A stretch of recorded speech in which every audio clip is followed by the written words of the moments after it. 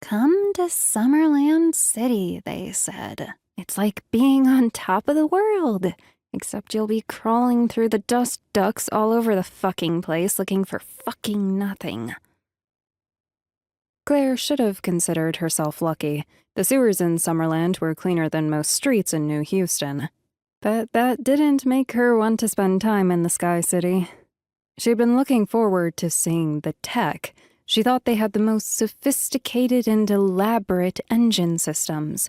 They designed them to last for decades, longer with fine-tuning.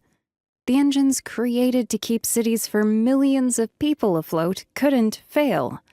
They couldn't hiccup. Turned out that wasn't true.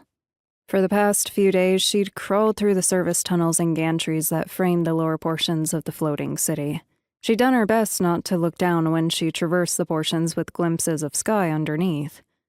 Maybe it was the sight of clouds stretching before her, which was worse than seeing the earth below, so achingly distant. One wrong step, one wrong move, and she'd fall. The plummet would last so long that she could probably figure out how to save her life on the way down. This was why she hadn't brought her coils onto the walkway. Anywhere else, a misfire would only make her legs ache.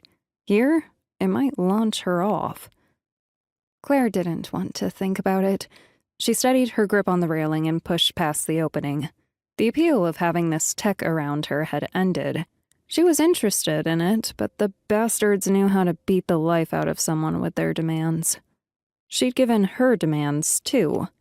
Claire shook her head as she pulled the readings from the next marker and wrote them into her old, battered notebook. A sports team logo was scribbled on the cover, but it had faded years before she'd found it.